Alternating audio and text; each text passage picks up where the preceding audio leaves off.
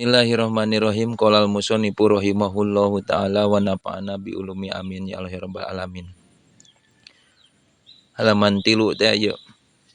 Wa kana sareng kabuktosan sa Sayyidi Gusti urang Abul Hasan Asyadili rahimahullahu ta'ala amin. Yaqulu ngadawu itu Abu Hasan. La yatarokko moal bisa naik saha muridun. Si murid kot sama sekali illa an sohat anging lamun teh sah lahu ka itu si murid naon mahabbatul haqqillahi ta'ala mah ngarasa cinta na kadat Allah ta'ala. Jadi moal bisa naik ayeuna si murid da urangnya sebagai murid teh moal bisa lamun teh mah ayeuna sah ka eta murid teh rasa mahabbah Allah Subhanahu wa taala. Sedengkeun wala yuhibbuhul haqqu ta'ala wala yuhibbu sareng moal mika cinta hukasi murid saha al haqqu ta'ala hak Allah ta'ala hatta yabgodo sehingga mika bendu itu si murid adunya kana dunia wa ahlaha sareng ahlina dunia. Sedengkeun ayeuna si murid moal bisa dipika cintaku Allah lamun teh mah eta si murid sehingga eta murid teh mika bendu kana dunia jeung ahlina. Jadi jalma anu dipika cintaku Allah teh nya eta jalma nu teresep kana dunia. Da sabab di luhur oge geuning Allah henteu memandang kana urusan dunia kana dunia ti mimiti didamelna eta dunia sabab ku banget bencina Allah kana urusan dunia. Nah, atuh geuning manusia ditetepkeun ku Allah di dunia kituna oge keur milih manusia-manusia anu layak engke di surga. Layak di akhirat nu meunang ridona Allah nyaeta surga, diasupkeun kana dunia nyaeta tempat ujian teh. Manusia teh ayeuna keur diuji ku urang teh. Ta eta tujuanna teh euy. Da sadi jalma nu resep kana ujian. Hayang sok teh langsung lulus, tapi da teu layak nu lulusnya, iwati ayeuna bisa layak lulus henteu teh ku ayeuna ujian kitu. Matak di dieu maksudna lain berarti nu teu nempo-nempo acan kana dunia.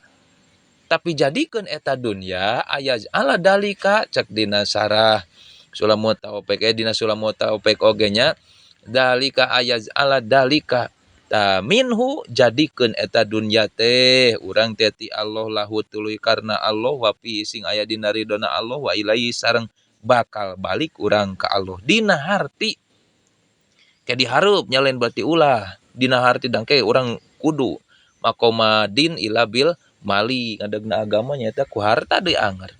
Dina harti urang ngan saukur mawa dunia teh ngan saukur kabutuhan urang wungkul nya jang kabutuhan lain ngaleuwihan tina pangabutuh. Loba pangabutuh teh urangnya tapi nu sakira-kira bisa dibawa ka akhirat gitu.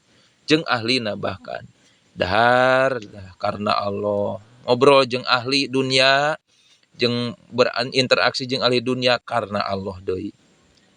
Wa yazhadu sareng juhud itu si murid teh pina imid daroeni dina kanikmatan dunia akhirat dina harti la maksuda illallah ieu teh. Jadi juhud dina urusan dunia jeung akhirat teh sagala rupa pagawean lain karena ayeuna urang dunia, lain karena ayeuna akhirat, tapi meles karena hayang meunang ridona Allah.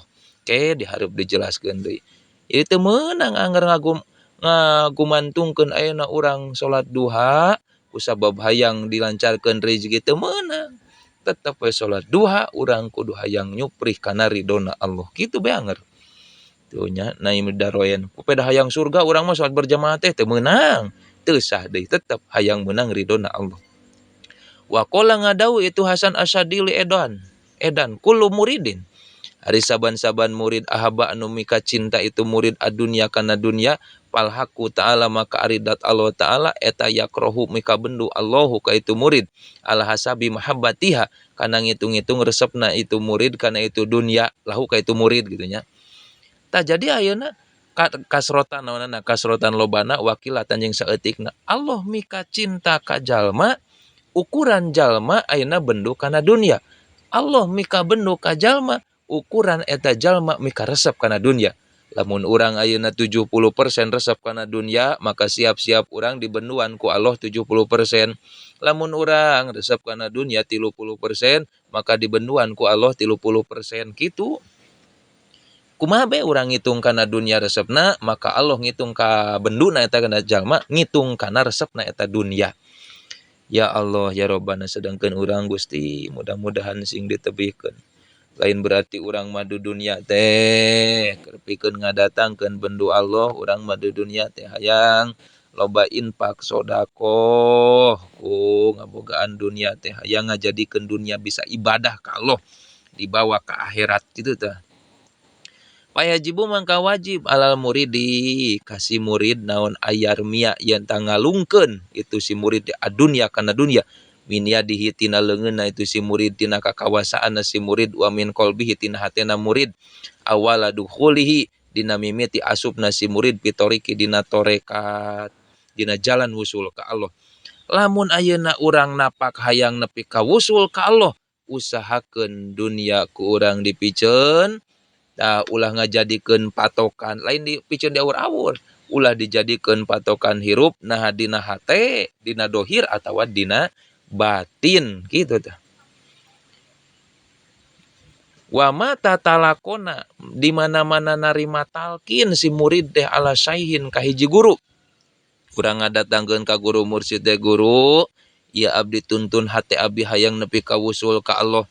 Au akhoda atawa nyokot itu syekh alai ka murid al ahda kana kasanggupan kana janji nanya wa huwa sareng ari itu murid kasanggupan ahda teh ia milu condong hate na itu si murid teh ila dunya kana dunya tapi eta jalma teh tetep condong kana dunya pala buda maka teu meunang teh eta maujud ayarji ayan teh balik ka ditu jung murid min haitsu sa'a min haitsu ja'a tina sakaya kira-kira datang itu si murid sa aja eta. Namun ja'a murid sakira-kira datang lamun sa'a berarti sakira-kira karep si murid dina arti kieu di lamun teh mah ayeuna urang geus ngambah dina jalan wusul ka Allah ku ngalangkungan hiji guru ditalkin urang teh terus guru nyanggupan ka urang teh urang babarengan nepina ka Allah terus urang teh kudu urang teh hate masih condong kana dunya maka kaya-kaya eta jalan torik teh nya nu ngaran torikoh teh jalan wusul ka Allah teh geus lain tempatna maneh di dieu sabab dina hate maneh masih kene aya dunya seolah-olah gitu geus jung ka ditu balik deui ulah hayang napak dina torikoh ulah hayang napak dina jalan wusul ka Allah sabab maneh lain bageana dina hatena masih kene aya dunya seolah-olah teu ditarima kitu tah wataropado sareng ngabuang tah huka itu si murid naon atoriku jalan wusul ka Allah teh torikoh teh seolah-olah ngabuang ka eta murid dengan secara alus lain bagiana maneh mah di dieu embung urang mah ditincak ku maneh seolah-olah kitu lamun jalan teh sabab dina hatena masih kana aya dunya pa in aqalla asasin maka sanyana pang saeutik-eutikna pondasi eta yado nyimpen huka itu si murid itu asas hal murid pitoriki dina wusulna ka Allah eta azuhdu juhud pang saeutik-eutikna pondasi anu nyimpen di si murid teh nya nyimpen si murid dina hatena tah hayang pondasi nu kuat dina wusul ka Allah eueuh deui azuhdu eta teh zuhud fi dunya kakara ku ayeuna zuhud bisa nepi sabab jadi pondasi utamana eta paman mangkasing saja malam yazhad nu teu zuhud si iman fil dunya dina dunya la yasihu maka teu sah lahu ka itu si iman naon bina usaiin ngabangun hiji perkara fil akhirati di akhirat eueuh juhud mah moal sah tah eta jalma bisa ngadegkeun hiji perkara di akhirat sabab masih kene tercampur dina hatena urusan dunia kitu mudah-mudahan be urang mah nya ge dunia tapi bisa dibawa ke akhirat dina harti ulah ngajadikeun tujuan pokok dunia tapi dunia kerpikeun urang teh ngalengkah nepina ka Allah ka akhirat wasilah wungkulnya cukang lantaran wungkul urang di dunia tapi da tujuan pokok nama akhiratnya ta ridho nadat Allah.